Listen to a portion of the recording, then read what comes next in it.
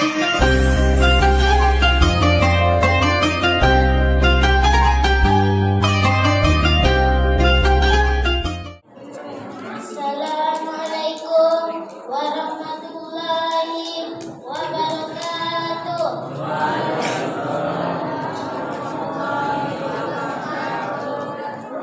Alhamdulillahirabbil alamin.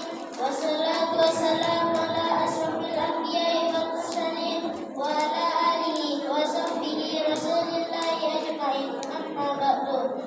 Al-Mukarram Ustaz Ahmad Syarif Lubis SPDI selaku pengisi ceramah malam Ramadan yang saya hormati Ketua Panitia Ramadan beserta jajarannya, yang saya hormati bapak-bapak dan ibu-ibu yang hadir pada malam berbahagia ini. Marilah kita panjatkan puji dan syukur kehadirat Allah Subhanahu wa Ta'ala yang telah memberikan nikmat kesehatan dan kesempatan sehingga kita dapat berkumpul di masjid yang mulia ini dalam rangka mendirikan Salawat dan salam sama kita sampaikan kepada Nabi kita yaitu Nabi Muhammad Sallallahu Alaihi Wasallam dengan melafazkan Allahumma salli ala sayyidina Muhammad wa ala ali sayyidina Muhammad. Mudah-mudahan kita teruskan berdoa yang mendapatkan tujuan syafaat yang masa nanti. Amin amin ya rabbal alamin. Dan untuk tidak memperpanjang kekeliman, marilah kita membaca ini dengan membaca rangkaian acara kita malam hari ini tanggal 12 Ramadan 1444 Hijriah 1 Nasihat yang akan disampaikan oleh Al-Ustaz Ahmad Syarif Lubis SPDI dengan judul Sikap dalam menghadapi musibah kepada Al-Ustaz. Kami persilakan. Bismillahirrahmanirrahim. Assalamualaikum warahmatullahi wabarakatuh. Waalaikumsalam warahmatullahi wabarakatuh. Alhamdulillahi rabbil alamin. Wal 'aqibatu lil muttaqin. Wa la udwana illa 'alal zalimin. Asyhadu an la ilaha illallah wahdahu la syarika lah. Wa asyhadu anna Muhammadan 'abduhu wa rasuluh alladzi la nabiyya ba'da. Allahumma shalli wa sallim wa barik ala sayyidina Muhammadin wa ala alihi wa sahbihi wa man tabi'ahum bi ihsanin ila yaumiddin. Amma ba'du, rabbi israh li sadri wa yassir li amri wahlul 'uqdatam min lisani yafqahu qawli. Subhanaka la ilma lana illa ma 'allamtana innaka antal alimul hakim. Hasbunallahu wa ni'mal wakil. Wa la haula wa la quwwata illa billahil aliyyil azim. Hadirin Bapak dan Ibu, para orang tuaku sekalian yang saya hormati dan yang sama-sama kita hormati, ketua pengurus masjid yang sangat kita cintai ini, masjid yang megah ini, tentunya beserta jajarannya, dan juga yang sama-sama kita hormati tokoh agama kita, para imam, para ustaz yang berhadir, para guru kita yang berhadir dalam kesempatan ini, dan tentunya kemudian yang sama-sama kita hormati tokoh masyarakat kita, Bapak RT maupun RW yang berhadir dalam kesempatan ini. Umumnya kita semua, yang besar tak dapat saya sebutkan gelar, yang kecil tak dapat saya sebutkan nama satu persatu, tetapi insya Allah kehadiran kita semua di malam ke-12 di bulan suci Ramadan ini mudah-mudahan tentunya semakin menjadi hamba-hamba Allah yang senantiasa mendapatkan ampunan dari Allah, sekaligus Allah senantiasa memuliakan kita di sisinya. Amin ya rabbal alamin. Bapak dan Ibu, para orang-orang tuaku sekalian yang saya hormati, malam ke-12 di bulan suci Ramadan ini kira-kira masih semangat Pak? Masih ya, luar biasa. Saya yakin juga kalau Bapak semangat, karena anaknya saja jadi protokol begitu semangat, apalagi orang tuanya, kan gitu Pak. Nah, Kenapa ini yang Ustaz pertanyakan pertama sekali? Karena Bapak dan Ibu para hadirin sekalian yang saya hormati, bulan suci Ramadan itu motivasi yang diberikan oleh baginda Rasul kepada kita sebelum masuk bulan suci Ramadan. Beliau telah sampaikan dan melalui sabdanya. Apa kata beliau? Man fariha bidukhuli Ramadan, siapa yang bergembira menyambut kedatangan bulan suci Ramadan, haramallahu jasaduhu 'alan niran, Allah akan haramkan jasadnya masuk ke dalam neraka. Maksudnya apa? Bahwa kata Rasulullah, bergembira menyambut Ramadan diharamkan Allah masuk neraka. Apa hubungan Ramadan dengan kegembiraan setiap kita? Ini erat kaitannya, Pak. Kenapa begitu?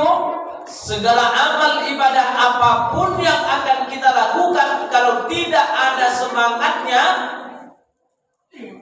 itu pasti jauh daripada kekhusyuan. Jauh bedanya di malam-malam awal daripada Ramadan. Jauh. Kenapa? Karena semangat sudah menurun. Maka kita jangan sampai menurun semangatnya, ya Bu ya. Jangan sampai menurun semangat kita. Supaya mengapa? Kalau kita semangat di dalam bulan suci Ramadan ini, maka insya Allah kita akan paham dengan ketika Allah menguji kita.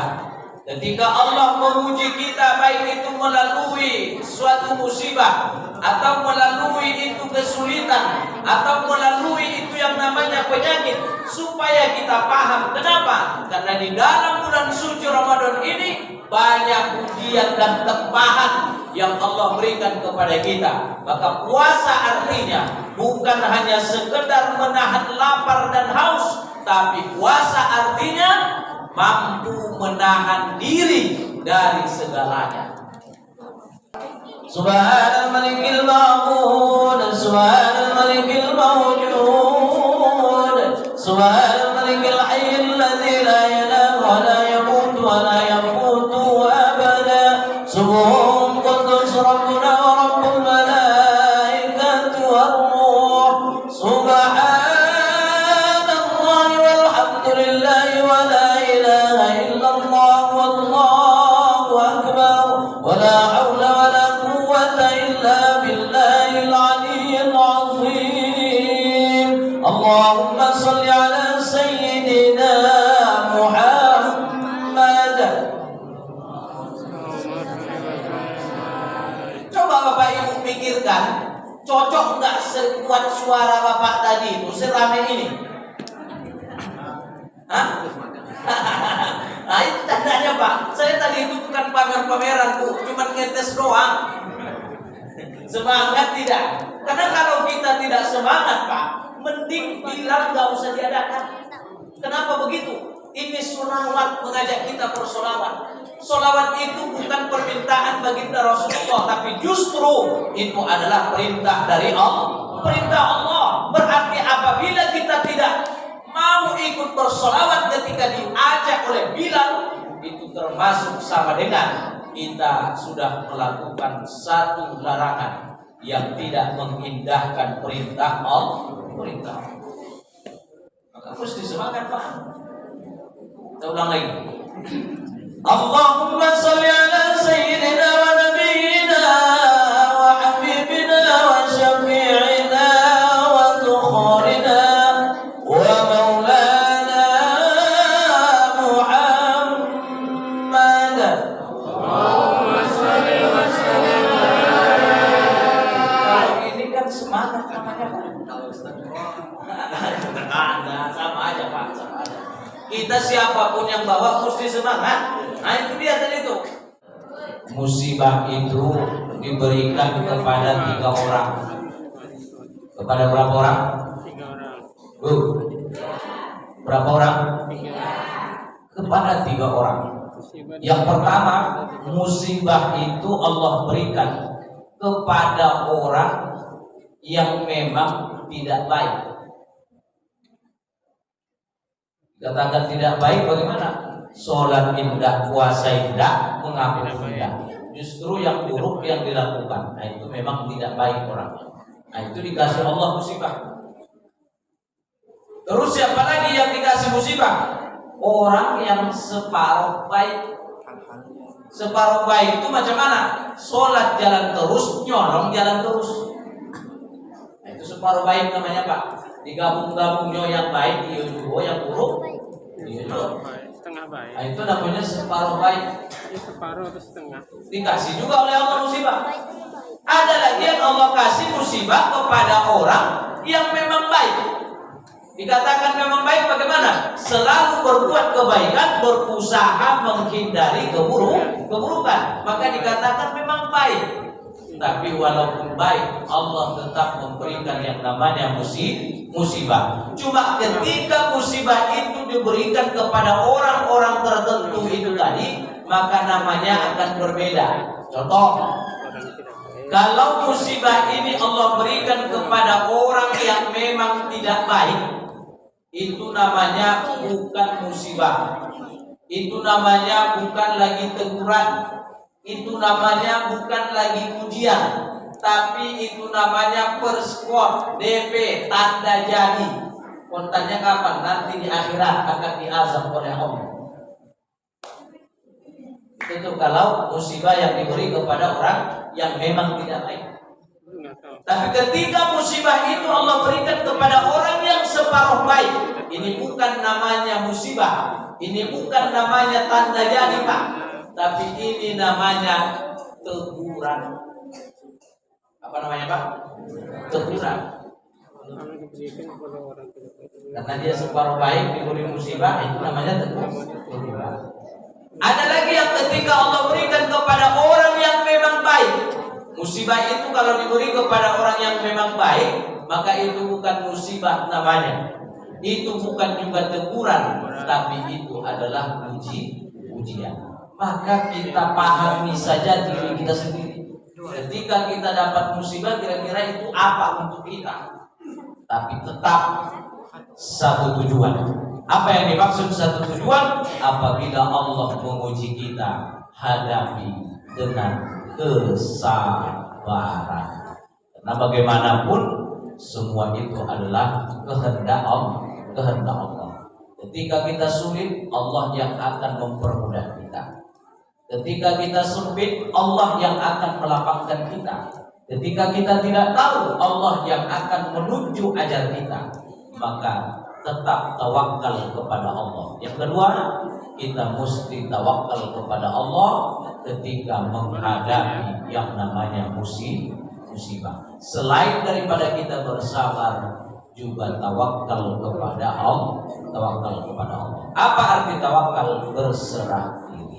Bagaimana yang disebut berserah diri? Pasrah. Beda Pak. Orang yang pasrah, ya gimana lagi? Itu takdirnya. Itu tuh. Tapi kalau orang yang tawakal kepada Allah, dia berusaha dulu. Setelah itu dia berdoa, baru kemudian dia serahkan kepada Allah. Kalau tak ada usaha, tak ada doa, langsung berserah diri kepada Allah, itu namanya putus asa, guys. Bayar. Nah, kita mesti ada usaha kita. Maka Bapak dan Ibu para hadirin sekalian yang saya hormati, oleh karena itu sebagai kesimpulan dari tausiah Ramadan kita pada malam ini, bahwa ketika Allah memberikan ujian kepada kita hadapi dengan kesabaran, maka mudah-mudahan dengan Ramadan tahun ini akan terlatih kesabaran kita. Bagaimana kita mampu bersabar ketika kita disuruh oleh Allah menahan diri di siang hari, bukan hanya sekedar menahan lapar dan haus, tetapi juga mampu menahan diri dari segalanya. Dan kemudian tentunya Bapak dan Ibu para hadirin sekalian yang saya hormati, amal ibadah kita yang kita lakukan selama bulan suci Ramadan ini, semoga Allah terima di sisinya. Amin ya rabbal alamin.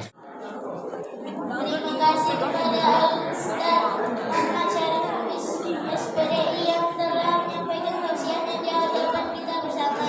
Mudah-mudahan bermanfaat bagi kita di dunia juga di akhirat. Amin amin ya rabbal